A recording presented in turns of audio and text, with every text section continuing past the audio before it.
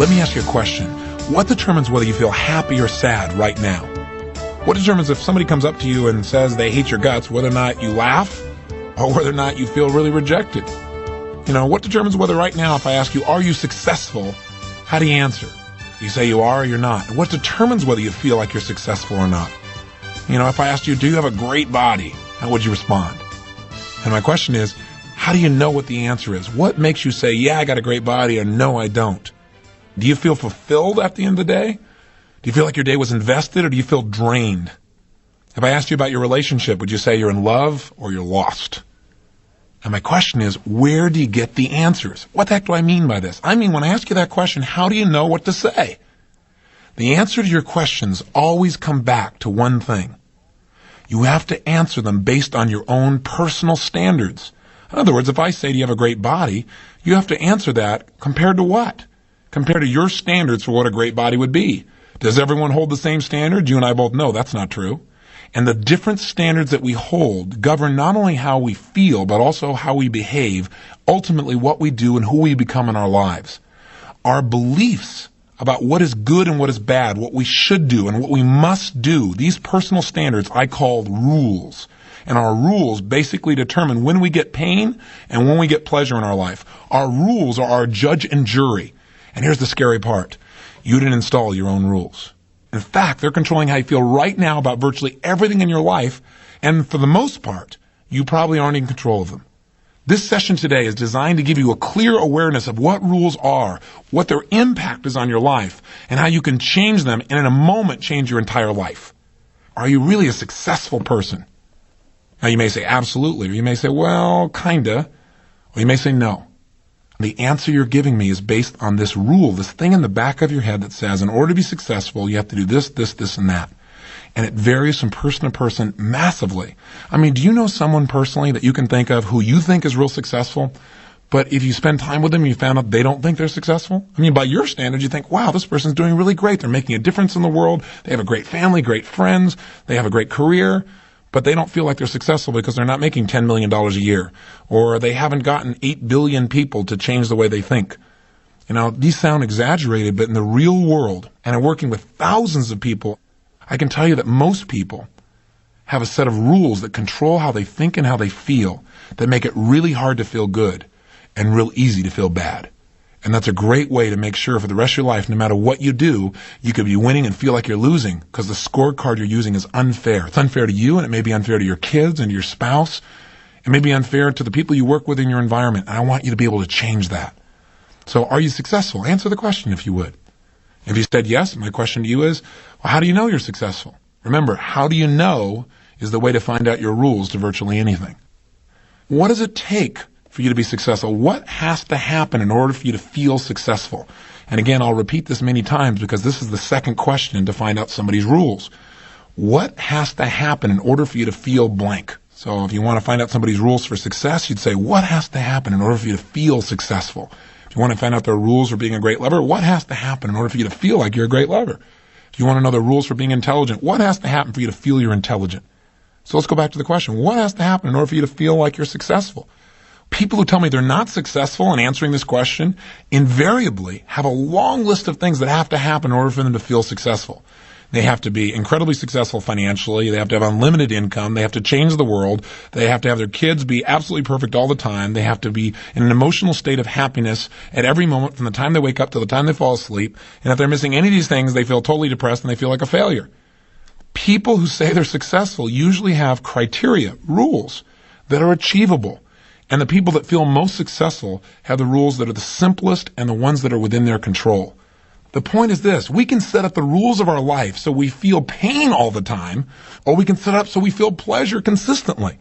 I have a new definition of success. It's quite different than what I started out with several years ago. My idea of success used to be like this man's. I had to change the entire world overnight, have everyone be happy instantaneously because I showed up. Now, obviously, that's a great way to make yourself stressed out of your mind. What I've really decided now is success is real simple. That is, you're successful when you live your life in a way where you experience tons of pleasure in your life and very little pain. And when the way you live your life also causes the people around you to consistently feel tons of pleasure and very little pain. That's my idea of contribution. That's what we're really going to go for in this tape today. Now, let me ask you a question, though. What's the purpose of these rules? Why do we have rules in the first place? If rules can create so much pain, why even have them? Well, rules are important.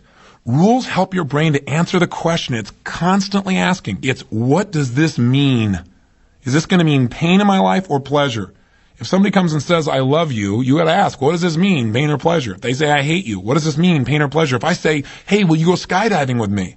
Your brain's going to ask, what is this going to mean, pain or pleasure? If you say, yeah, I want to go skydiving, it's because your brain has decided that going skydiving means some kind of pleasure, some kind of thrill, some kind of adventure, something that you're really up for. If you say, no, I don't want to go skydiving, it's because your brain has decided that going skydiving probably means pain. It means potential death. You'd be maimed. There'll be some major problem. So our brain is asking this question at every moment. The only way your brain can get an answer is it's got one of two choices. Either it can go through every memory bank you have, every single situation you've ever had in your life, and analyze, well, gosh, in this situation it was good, in that situation it was bad. In this situation somebody said they loved me, but later on they did something where they rejected me. In this situation they said, well, they loved me and it felt good. If it has to analyze every single experience you've ever had, it'll take your brain forever to decide what things mean, whether it's going to mean pain or pleasure, and what to do to get more pleasure or to avoid pain. So what rules do is they're a shortcut for the brain. They help us to make quick decisions as to what things mean and what we should do to get what we want out of our life. So their value is they allow us to speed up the process of evaluating how to make our life work. I mean, when someone smiles, your brain doesn't have to go through a long set of calculations to figure out what that means. You have a rule. Somebody smiles, it means they're happy. It means they like you. It means they're outgoing. It means they're friendly. It means no pain and probably some pleasure in your relationship with them. If somebody looks at you with a frown or they look at you with a deep, harsh stare, you have rules about what that means, and those rules answer the question instantaneously. The challenges that come with rules are many. And we're going to talk about those here and how to make sure that we lessen the challenge and maximize the benefit of them. But the most important thing to remember about rules is simply this. Rules are the controlling factor of at which moments you get pain and at which moments you get pleasure. And remember, everything you and I do as human beings, we do out of our need to avoid pain or a desire to gain pleasure. Everything. You're listening to this tape for those reasons. Either because you thought, hey, this will be entertaining, or I'll get something valuable that'll enhance my life, that's pleasure. Or you thought, man, I'm feeling like heck and I really want to get a boost. I want to get out of this pain. I want to avoid future pain. I want to learn some of these things. That is the drive behind our behavior. So our rules determine when we're going to get that pain or pleasure. And it's important to set up our rules in a way that empowers us and doesn't disempower us. Let me give you an example. A very good friend of mine is an extremely attractive woman. She's taken incredible care of herself throughout the years. She's fit, she's vibrant, she's strong. Now what's interesting is she has a best friend who's massively overweight. And she looks at her friend, our mutual friend, who's fit and thin, and she says, gosh, how come she's so lucky? She is not lucky. The difference in these two women is only one difference: rules. My friend who's thin and slender and attractive, her body's in shape, she's that way for one reason. She has a set of rules, very specific rules of what she must do every single day so that she can have these feelings, this body, this vibrancy for the rest of her entire life. Those rules include things like every single day I must exercise. And she has specific types of exercises she'll do. And she doesn't miss. And so her body reflects that. She has rules about eating that are very precise. She must eat nutritious foods each day. She must eat foods that are fuel foods. She must eat low-fat foods. She must eat a comfortable amount of food. She has this huge list. When I ask her friend who's overweight, what must you do to be healthy each day? She said, well, basically eat good and, think right and, do the right things. See, with rules that general, there's no way she's going to be able to move forward and be as healthy as she wants. Now, my friend who's fit and healthy, when she doesn't follow one of her rules, guess what her brain gives her? Take a wild guess. Pain. The greatest source of pain is the pain inside ourselves, and we violate our own personal standards. And she wants to avoid that pain, plus she wants the pleasure of feeling good. Not just the way she looks, but the self-esteem of knowing she keeps her commitments with herself. That makes her entire life feel better, not just physically, but emotionally, socially, spiritually. The woman who's overweight, because she has such weak rules, she doesn't give herself pain. If she overeats, that doesn't break one of her rules. If she doesn't exercise, that doesn't break a rule. So she never gets pain along the way. She has something much more treacherous. She experiences the massive pain of looking at the result of not holding any rules about health. Rules can empower and they can disempower. So let's make some distinctions on how to utilize them effectively. First of all, where did rules come from, by the way? Where do you think you get your rules? Did you sit down one day and say, I think these are the best rules I could set up for success so I'd feel successful? These are the best rules I could have so I'd follow through and really be healthy? These are the best rules I could have on how to make my relationships work? There are very few people that we could say this is true for. And most of them are people that have attended my seminars where we've actually done this and analyzed our rules. But I'll tell you where most of them have come from. They've come from punishment reward. See, you grew up in an environment, and if you did certain things that, let's say, your mom liked, boy, you got acknowledged. You got feedback, physical feedback, verbal feedback, emotional feedback, and you wanted more of that.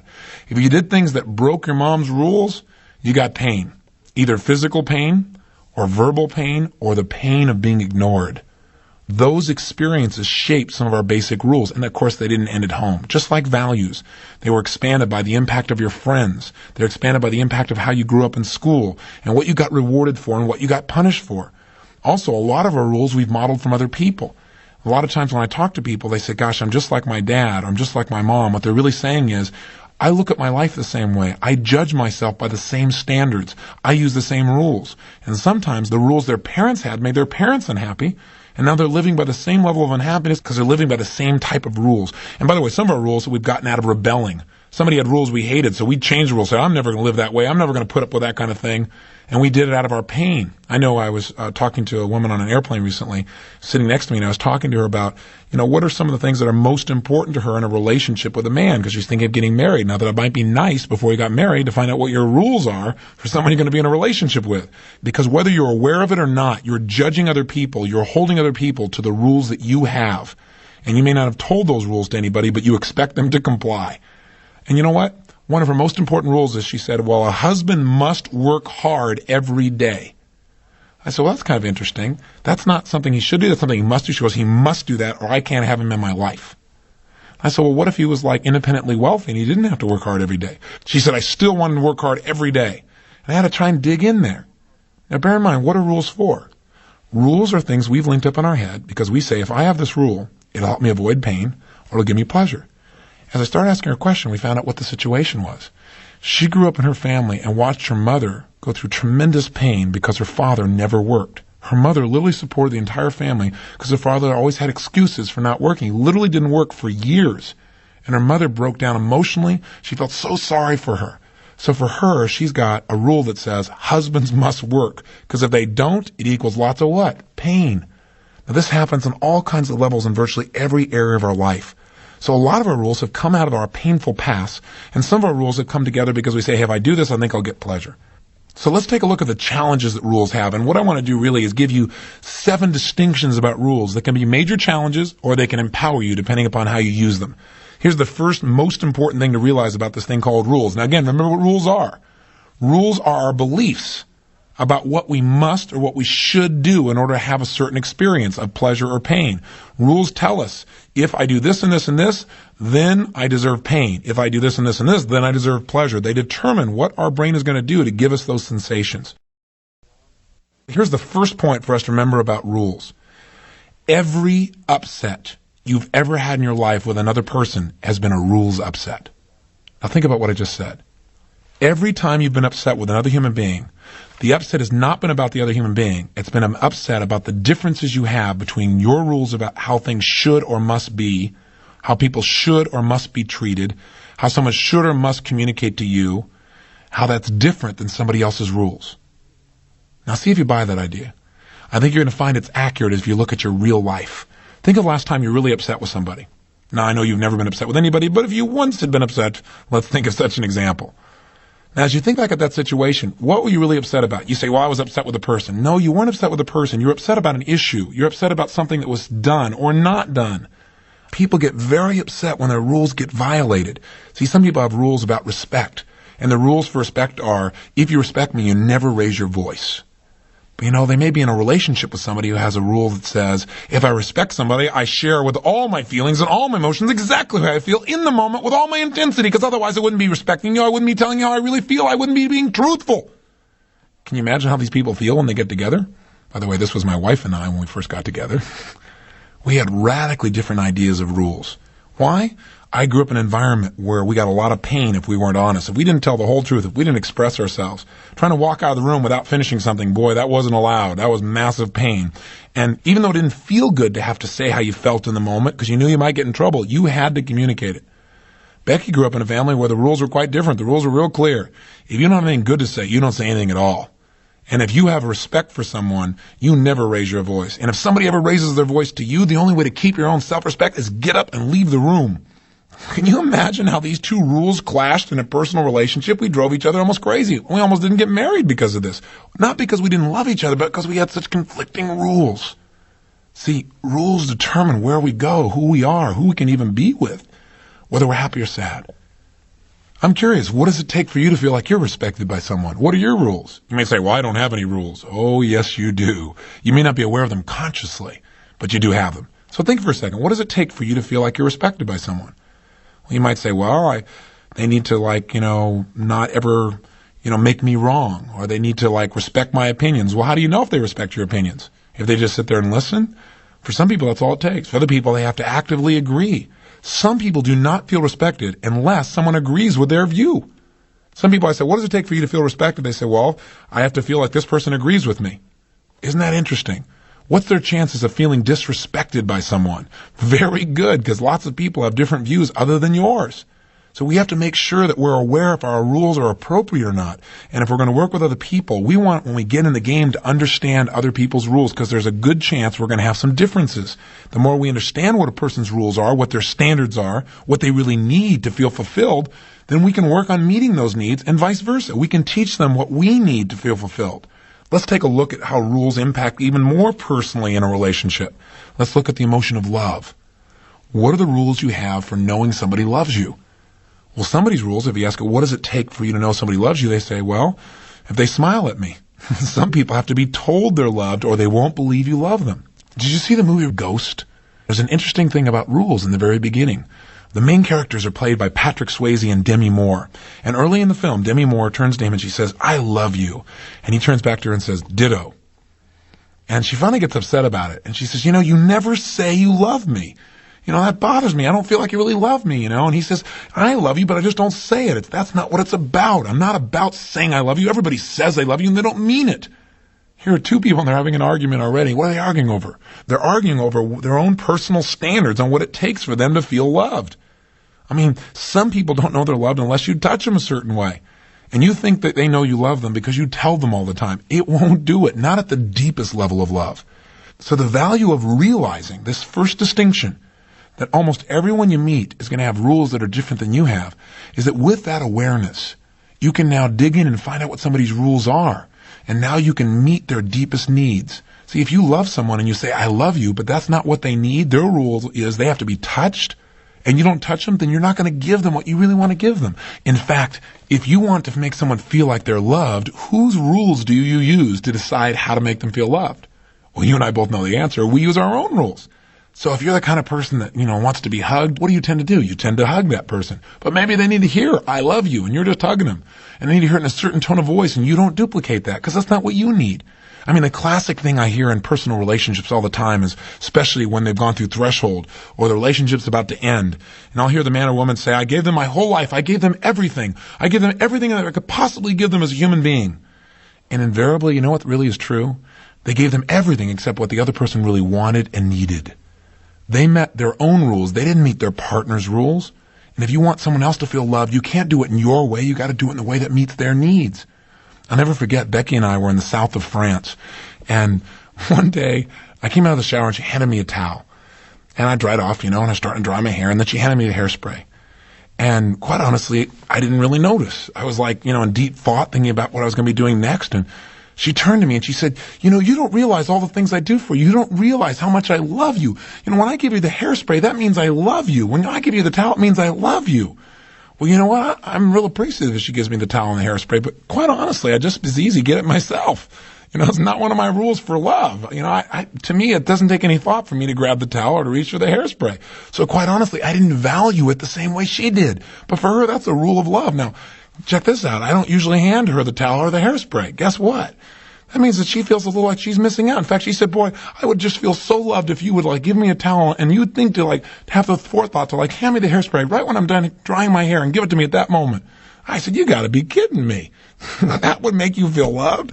She said, yeah. I said, that doesn't make you feel loved. What makes me feel loved is when you say, I love you, in that certain tone, honey. When you say, I love you tone, and I just melt. That makes me feel it. Or when we hug and stuff, but not hairspray. She goes, yes, it is. That's love. So I started laughing. I said, okay. And sure enough, now I catch her. If I'm in there and I see her in the shower, I hand her the towel and I said, this means love. And every time she hands me the towel now, I grab it and I say, I know this means love. And I give her a big kiss. And what it allows us to do is allows us to appreciate people and understand people's behavior and connect closer with people. But realize, if you've got an upset with somebody, that upset is about breaking somebody's rules. Check this out, though. Have you ever been upset with yourself? Of course you have. Why? Why were you upset with yourself? Answer's simple. You broke your own rules. You've got rules for yourself about how you need to be, how you need to treat people, how much you need to grow, how much you think you need to earn, the kind of difference you need to make in the world. And when you feel like you've broken one of your own rules, I don't care how simple it is. Maybe it's like you're not to overeat, but you do. You give yourself pain. Now, some people give themselves a little pain because it's not that big a rule for them. For some people, certain rules that we break them, we beat ourselves up for days. Haven't you ever done that? I know I've been guilty of it. And it isn't always bad. Sometimes it's good to get a little pain because then you don't want to do that again. But the point is, if you ever feel angry or upset with yourself or someone else, realize it's a rules upset. And you know what that'll help you to do? You'll stop making the person wrong and you'll say, you know what? We just have a difference in rules. My expectations are that if you respect me, you do this and this and this. I know those aren't your rules. Tell me what your rules are. Let me understand them. Can we make a deal? Would you be willing to do this? Because it would make me feel respected. And I'd be willing to do that for you. You can change a relationship just by getting clear on the rules and be willing to play by them. Here's the second key distinction about rules. Remember that people's rules are not necessarily consistent. What do I mean by that? People have totally conflicting rules. You ever notice that? I thought that person is so darn inconsistent. Have you ever noticed that in yourself? Have you ever found yourself saying, well, I don't believe you should ever cheat on anything. And then one day, when you went to fill out your IRS form, you thought, well, that's basically what this means. Were you ever guilty of that in your past? Now, I won't tell the IRS, but were you ever guilty? Did you ever stretch it a little bit? See, the bottom line is all of us have these little sub-rules at times, and I'm for getting rid of them for the most part. There are places where sub-rules work, but let me give you an example. Let's say you and I want to play a game together, a game in life. Well, let's say the game, for the sake of the metaphor, is baseball. And I turn to you and say, hey, let's go out and play baseball together. You like to play baseball? And you go, yeah. You know the rules? Yeah. You do know the rules. Let's make sure we know. Oh, sure. There's 3 outs and you get these hits around. Okay, great. We understand. Let's play. And so we go out there, you and I, and we start playing together. And things are going great. We're having a good time. And all of a sudden, I'm up to bat. I got 1 man on. There's 1 out. And I hit a high pop fly. Now, my rules and the rules you seem to agree to were, if you catch a ball, I'm out. If you drop the ball, I'm safe. Which means, if you drop the ball, my guy on base is probably going to score and I'm going to win the game. So sure enough, I'm running like crazy. I watch you drop the ball. I'm excited. I'm on first base. My guy scores. I think I won the game. You come to me and say, no, you're out. I said, what are you talking about? You drop the ball. If you drop the ball, then I'm safe. Then I win. See, that's the rule. Rules are often language that way, by the way. They're if-then. If you love me, then you never raise your voice. If you respect me, then you do this. If-then. So the bottom line is you say, no. That's true most of the time. Except, I go, wait. What do you mean except? We agreed on the rules when we started this thing. Everybody knows what the rules are. I go, no, there's this other special rule. It's this thing we call the infield fly rule. And I said, I've never heard of this rule. I said, oh yeah, everybody knows this rule. Everybody plays by this rule. Here's how it works. See, if you have 1 man on or less, and you have 1 out or less, and I drop the ball, you're still out. Now I go, no way. There's no way. You can't bring up and make up these rules after we start the game. Now, while I'm talking about baseball, haven't you ever experienced this in a business relationship or in a personal relationship where you thought you guys knew what the rules were and all of a sudden they come up, yeah, but, or yeah, that's true most of the time, except, or like, I love you, except when you do this and this and this, then I get really angry with you. We all have these subsets of rules, and you have them within yourself just like I do. And they make us feel inconsistent. The point is simply this. If you're going to go through life expecting people to behave consistent with their rules all the time, you're going to be disappointed. Because you don't even follow that. Think about it. Inside yourself, you've got conflicting rules. I'll give you some fun, simple ones. You were taught things like, look before you leap. You were also taught, he who hesitates is lost. Now, how does your brain figure that one out? Or you got things like, absence makes the heart grow fonder. You also have things like out of sight, out of mind. And your brain is not sure what to do when you got these conflicting rules. And I'm talking about just simple, fun beliefs. Remember where rules came from. You had some pain in your life, and your brain said, I don't want to have this pain ever again. What's the rule? The rule for this is don't ever trust people again, because your brain linked up, I trusted somebody and got hurt. So if you trust people, then you'll be hurt. So you get those rules is don't trust anybody. Now, how does that affect your life? Well, the problem is you're going to start to use that rule, and then you're going to think, if I don't trust anybody, I can't have a relationship. Now you have a conflict. You have rules that sometimes you'll use and sometimes you won't use them. You have some rules that are must rules for you and some rules that are shoulds for you. There are some rules that you will never violate. I call them threshold rules. For example, if I ask my friend who's really fit, what must you never do if you're going to be healthy? She said, well, you must never smoke. You must never violate your body with drugs. You must never. She has all these must nevers. When I ask her friend who's overweight, what must you never do in order to be healthy? She looked at me with a blank stare. She had no must nevers. So she's never in a position of giving herself major pain. She said, I think there are a lot of things you shouldn't do if you want to be healthy. You shouldn't overeat, and you shouldn't go without exercising, for weeks and weeks and weeks. And I said, well, do you do those things? She goes, well, yeah. I said, do you feel good about it? She goes, no, I don't feel good about it. So she gets a little pain, but not like threshold pain. For example, what would be a must-never rule for you in a relationship? If you said a husband or a wife must never what? A lot of people say must never have an extramarital affair. Some people, that's a should not. Would that affect their behavior in the long term? You bet. In fact, when I get people in relationships, if they're having upsets, invariably it's because they share a lot of rules, but for one person it's a must never or it's a must always, and for the other person it's a should. It's an important distinction then in the second point to realize people have conflicting rules. They have them within themselves and they're going to have them with you. And by the way, we all know who has the right rules, don't we? Who has the right rules? Whose rules are the correct rules? That's right. Yours are the correct rules. You know yours are the right ones. But the problem is the person you're dealing with in the real world has the exact same feeling inside. So maybe if we realize our differences, again, we can have that awareness, and instead of making people wrong, we'll realize that it's just different upbringing, different backgrounds, different rules, and we'll try and look for a compromise that works for both of us. In addition, if we realize we have these conflicting rules within ourselves, with that awareness, we can begin to pay attention and we can begin to make new decisions and create rules that really unify us. So we don't feel like we're being pulled apart in our life. That unification gives power. That unification creates peace inside. And that unification creates a lot more happiness. Here's the third key point about rules. Remember this. Rules cause us to go on automatic pilot. See, rules are designed to speed the process up of making decisions about what things mean. Does this person love me or not? Is this dangerous or not? If I do this, will I succeed or fail? We want answers quickly so we can respond, so we can move forward. The challenge, though, is in doing that, we simplify our world. We start going on automatic pilot, or we start reacting instead of responding. Rules cause us to delete a good deal of our world. For example, if you have a rule that says, if somebody raises their voice, it means they don't respect me. Then what you're going to notice is this person raised their voice and you're going to be all in reaction to the fact they don't respect you, and you're deleting the fact that maybe an hour earlier they were telling you how much they loved you, or they were complimenting you in front of somebody else, or they were trying to learn something from you. You're deleting all the other pieces of evidence that would cause you to know, hey, this person really does respect me. So be careful with your rules. Remember, your rules often make the world black and white, and the world isn't black and white. There's a lot of gray out there. You got to be careful to make sure those rules are empowering you by looking at things, and instead of reacting, if something happens that violates one of your rules, stop. Take a breath and ask yourself the question, am I reacting to this or am I responding to this situation? Is my rule appropriate in this situation? Are there other ways of looking at this that if I looked at it another way, I would feel respected, or I would feel loved, or I would feel like things really could work between us? Don't let your rules control you. Make sure you control your rules.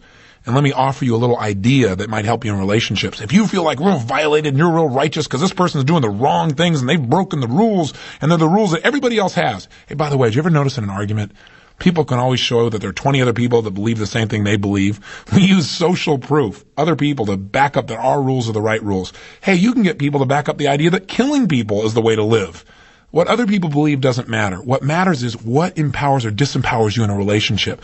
And I offer you this possible thought the next time you start feeling righteous. Ask yourself this question. Do I want to be right or do I want to be in love? That might be a good thing to consider in the future. Being right rarely makes a relationship better. Being in love, you may become more understanding, and you may just discover the difference in rules is not as important as the commitment you have for each other, your love, and your personal and spiritual growth that you're sharing together. Here's the fourth point about rules. Take the time to evaluate your rules and discover, are they empowering or disempowering you as a human being? This is a theme I've talked with you about constantly throughout our time together today, but I want to make it absolutely clear what I mean. When I ask you, are you successful? If you don't feel successful, the first question you should ask yourself is why? What are my rules for success, and are they appropriate? Are they empowering me in my life? For example, some people's definition of success is they never make a mistake. That's a totally disempowering rule. It guarantees that you're never going to feel successful long term. It'd be important for you to be aware of that, to see that that rule creates pain, and to sit down and say, what's a better way to measure whether I'm successful or not? What are other disempowering rules people can have? Remember again, what is a rule? A rule is a set of criteria, things that you have to see, hear, or do in order to feel like you're intelligent, you're successful, you're loved, etc. You know what some people have to have happen in order for them to feel they're intelligent? They have to feel like they always have the right answer the moment it's needed. Gosh, if I thought that, I'd be pretty stressed out of my mind. I forget what I'm supposed to do all the time, don't you? But I don't question whether I'm intelligent based on that. Some people, in order to feel confident, have to know what's going to happen before it occurs. Well, there's no way you can ever do that long term. Maybe you get lucky once in a while, but life changes. Things occur. You can't be prepared for everything. See, my rule in that area is, in order for me to feel confident, I just have to remember something. Whatever comes up, I can deal with it. And you can do the same. Just by changing a belief, by changing a rule, we can start to feel confident immediately. Some people, in order to feel like they're competent, have to feel like they've done something over and over and over again, and every time they've done it, they've been perfect.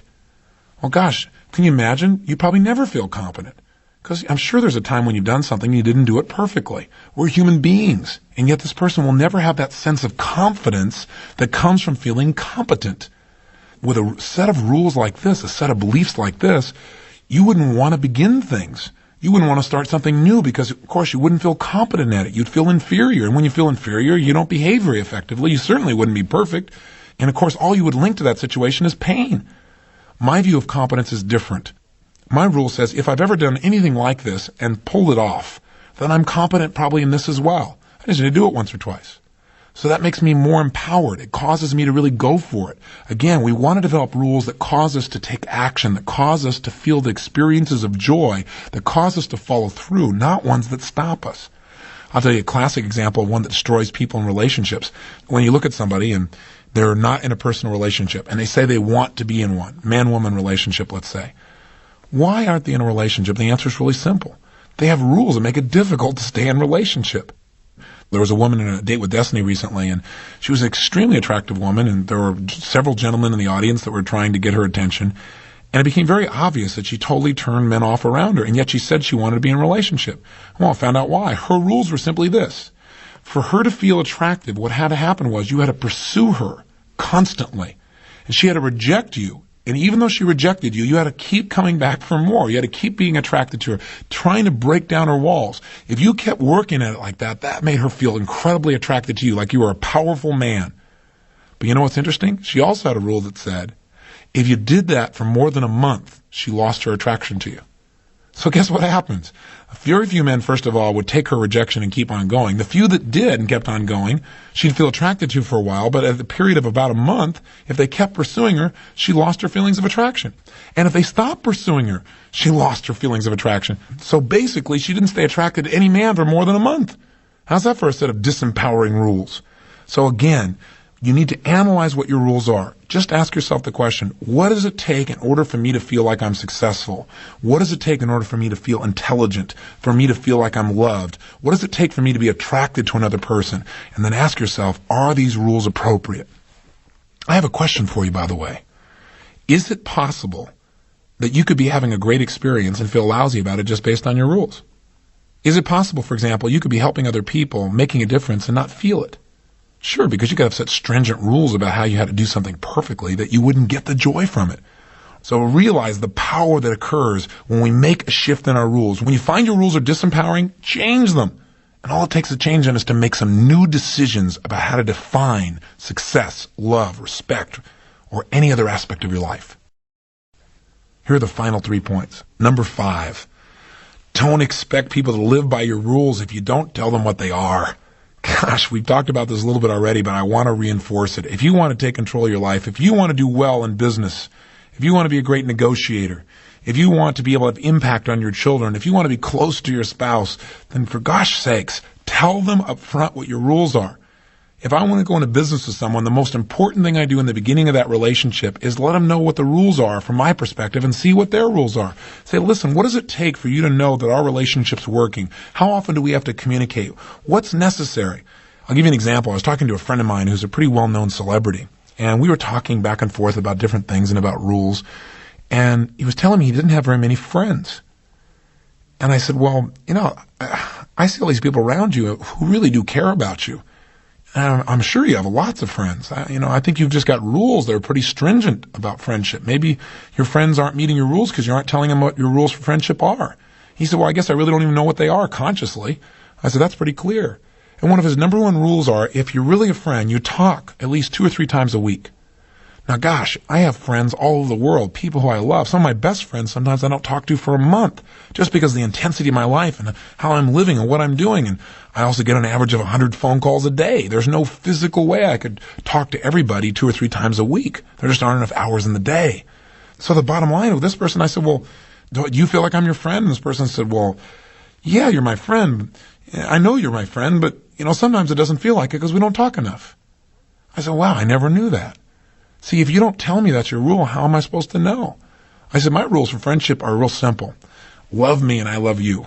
And whenever we get together, let's be absolutely with each other. Let's care about each other. Let's always be there for each other when we're needed. And let's think of fun things to do with each other. But I don't have a timeline. I don't care if it's once a week, once a day, once a month, once a year. All I care is that caring and support for each other. That mutual feeling of growth and expansion. So my rules are a little bit easier. So guess what? I have tons of friends. I have lots of friends. He has a long list, and I only gave you one of them, and that's why he felt like he didn't have very many friends. So think about it up front. And by the way, even though you try and clarify all the rules up front in a relationship, you're going to screw up. You're going to forget to communicate one of your rules. And you're going to feel upset about someone doing something or saying something that you didn't tell someone you wouldn't appreciate them doing. You assume they would know. Never assume when it comes to rules. Communicate. That's the key. I'll give you an example. Did you ever have a friend who told you something? They didn't tell you it was private. And so you thought it was a great example or a good idea. And so you tried to help somebody else by sharing that experience with somebody else, a stranger. And then this friend of yours found out about it later on and got extremely upset. I've certainly had that happen. And you know what? It happened more than once. So I finally realized, hey, I need to ask people permission. Can I tell the story of what's happened with you so that I meet their rules? Some people say, oh, I don't care. Sure. Some people say, no, I'd rather you didn't. That's why it's important that when you get in a game, quote unquote, with someone, find out as many of their rules as possible. Remember this too. So much pain in our lives comes from the fact that we have expectations that aren't met. So if you let people know what your rules are in advance, you handle those expectations up front. Last night I was talking with Ken Blanchard. Ken and Marge and Becky and I got together and we had a great dinner and we were sharing ideas back and forth and we were talking about rules. And Ken shared with me the story of a couple of years back when he coached a soccer team. Now, Ken doesn't know anything about soccer, but he decided he wanted to coach a soccer team, and he got together with this other man who was a great coach. I think he said he was from Peru. I may be wrong about that, but the point was this man didn't speak very much English, but he was a phenomenal coach on the skills of soccer. So Ken said, I'll tell you what, you take on the skills side, I'll take on the human side, and we'll make this thing go. But we're going to make this really fun. So they got together, they got a team, but they didn't do what all the traditional coaches do, because Ken's real turned off by all these parents where it's more important for them to win the game than it is for the kids. And so he decided that instead of going with all the other coaches and going to the draft, that's where traditionally all these kids go out and try out, and all these parents sit back who own teams, and they try and figure out who they're going to try and get, the best kids. They said, you know what? They told the other coaches, we don't want to go to the draft. You guys just give us whatever kids you want. They said, what? You're not going to the draft? What are you, crazy? You have to do that. You must do that. Based on whose rules?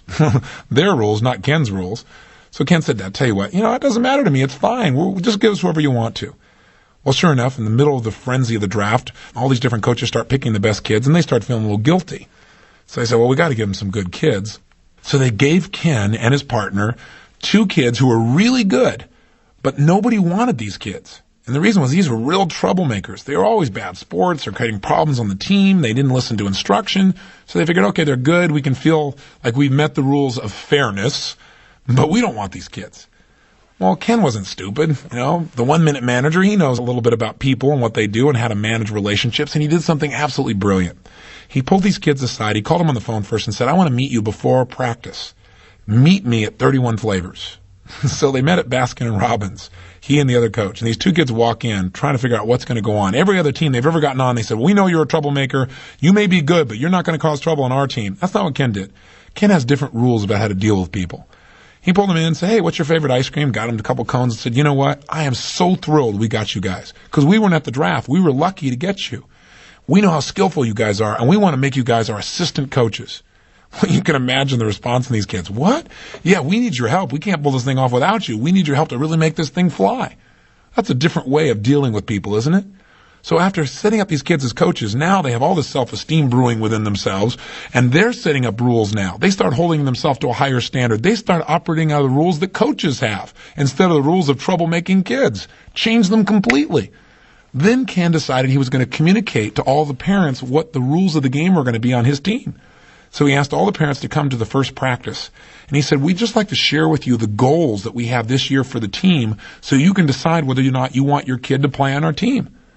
And one parent said, well, our kid was assigned to your team. We don't really have a choice, do we? He said, well, of course you have a choice. Whatever you want to do, we just want you to be aware of how we're going to play. He said, we have 4 goals for this season. Goal number 1 is we want these kids to have great skills. We're going to definitely teach them to play soccer.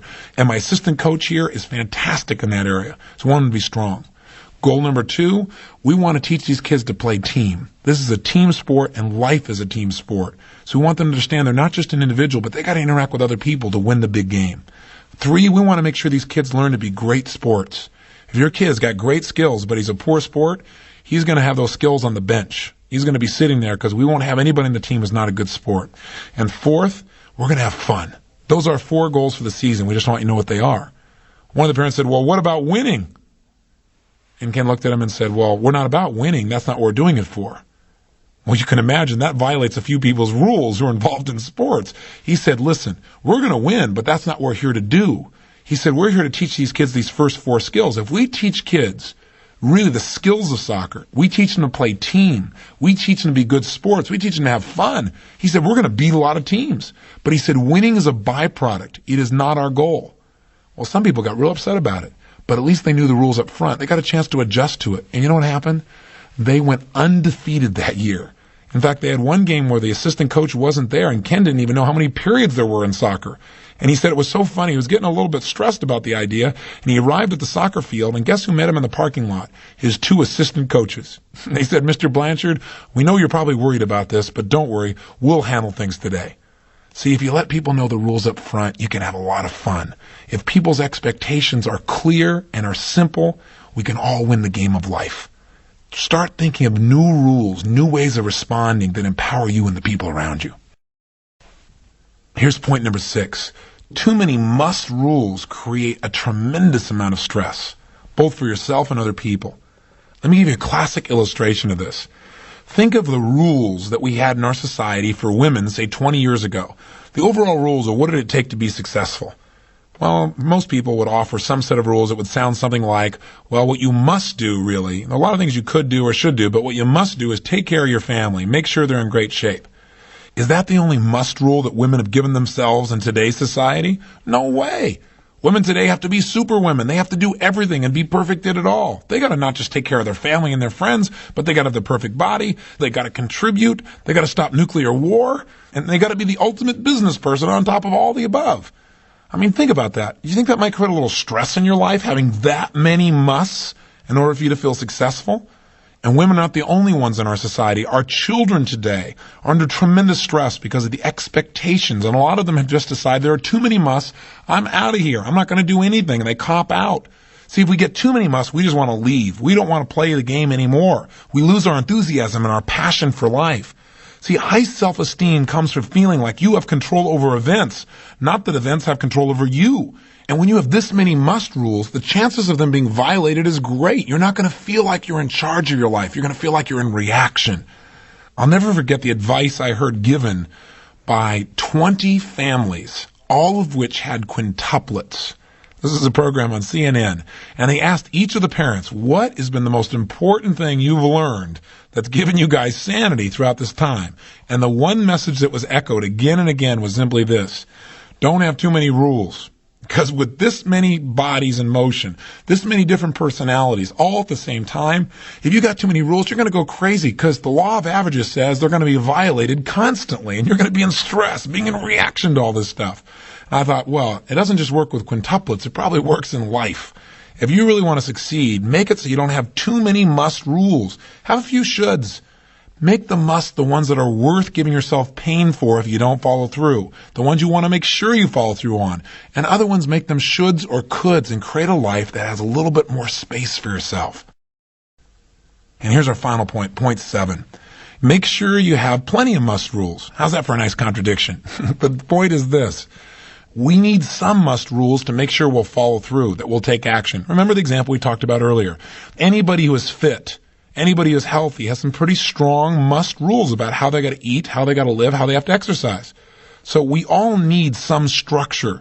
We all need something. The human spirit needs to resist against something that causes us to be stronger. And rules can be that context. They can get us to follow through. They can get us to cause ourselves to grow and expand.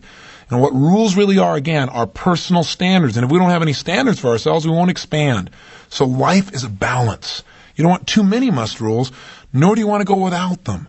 Now, I've dumped a ton on your brain here in this session, this idea of rules, so remember what they are. Rules are your personal standards. They're your beliefs about what you must do or should do in order to feel a certain way, in order to experience something. They tell you when to feel good and when to feel bad. So here's your assignment.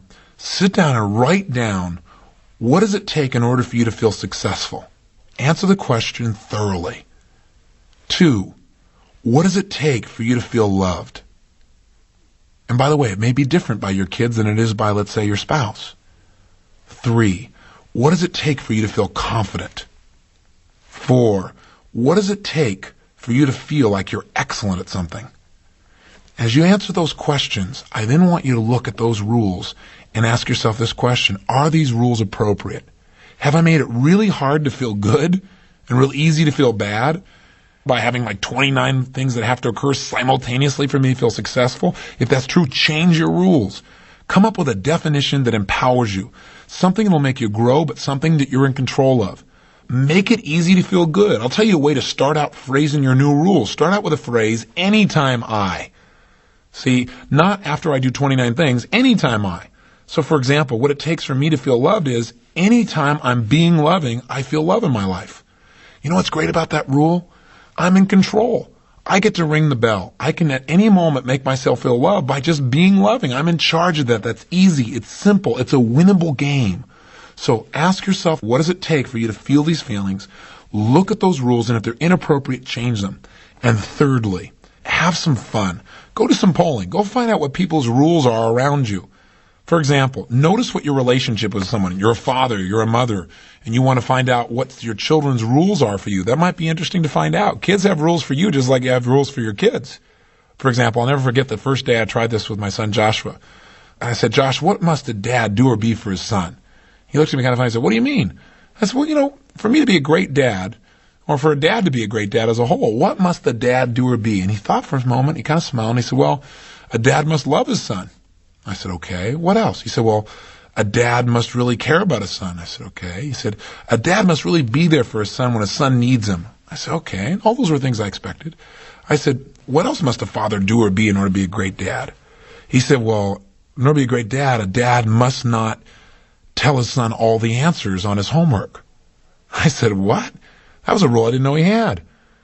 And I said, why is that? He said, well, because if your dad tells you the answers all the time, then you'll never figure out the answers for yourself, and someday you're going to have to figure it out for yourself. He told me this when he was 9 years old. I thought, pretty perceptive, pretty amazing. I said, well, what should a dad do? He had a lot of shoulds. I said, what shouldn't a dad do? He said one of his shouldn'ts was a dad shouldn't take his son to the video arcade and let him play games all the time. I said, oh, he shouldn't do that, huh? I said, I noticed that isn't a must not, that's just a shouldn't. And he kind of laughed. But it was interesting to hear. And you know what? When I asked him, what must a mother do or be for her son, he had different rules for moms than he did for dads. And one of his rules for moms was, a mom must tickle her son's feet every single night she's home. I said, that's a must? He said, yeah. You know why? Becky has always tickled his toes since he was a baby, and he links that to love. So if we're home and he doesn't get his toes tickled, he doesn't feel like she's being a great mom. It's funny, the little rules that we have inside. I said, well, let me ask you about you. What must a son do or be in order to be a great son with his parents? He said, well, a son must be loyal, a son must have good manners, a son must be loving, a son must be giving. I said, what must a son never do with his family? He said, well, a son must never do drugs. I thought, wow, I'm glad that's a must never and it's not a maybe or a should not. I said, what else must a son never do? He said, a son must never commit suicide. He could have knocked me over with a feather. I said, wow, he's 9 years old. We've never talked about this. He's saying a son must never commit suicide. I didn't know how to handle it at first, but I thought, you know what? I'm really glad that's a must never. For some people, it's a shouldn't. And that's why some people aren't here. For him to commit suicide would be massive pain. He's got that at 9 years old. How fantastic. See, we all have rules, whether we know it or not. They're governing our thinking. Go do some exploration. I remember one time when we started talking about this, Becky was feeling kind of down and out because we got in late for Halloween and she hadn't had time to like decorate the castle and put up streamers and all that kind of stuff. And she was feeling like she wasn't being a good mom. She was really beating herself up. And I said, you know, honey, you do everything. You work so hard. You contribute so much. I said, why don't you give yourself a break? I said, you know what? You're doing all this stuff because you think you must do it, like you have to, like it's a rule. But is it your rule or is it the kids' rules? I said, do you think they must have it? She said, yes, they've always had it. That's how they know. It's how they know I care. I said, why don't you go take a poll? Why don't you go ask them, what must a mom do at Halloween for them to feel like it's a great Halloween? You know what? Their rules have changed as they've gotten older. Our rules do change as we live our lives. And you know what? Becky found out that these weren't their rules. They were her rules. She felt like she had to do things in order to feel like she was a great mom. And you know what? She finally just got off of it. And she didn't need to do that. We did other things that made the kids really feel fulfilled. The same thing at Christmas time. We have some people that sometimes come and visit with us at Christmas, and now what we do is we find out what are their rules for Christmas. What has to happen for you to feel like this is a great Christmas? Some people have to like sing songs. Some people have to like make cookies. We're not into cookies, but we did that with somebody because that's what makes them feel loved. That's their rule for that. For some people, they don't celebrate Christmas. They celebrate Hanukkah. It's a whole different frame. And obviously we want to meet their rules. And what we do is we get together and try and meet everybody's rules so everybody's happy. You can't do it always. But if you're conscious and you know what the rules are, you can win. If you don't know the rules, you're guaranteed to lose. You're going to violate them. If you understand people's needs, you can meet them, and every relationship in your life will be expanded.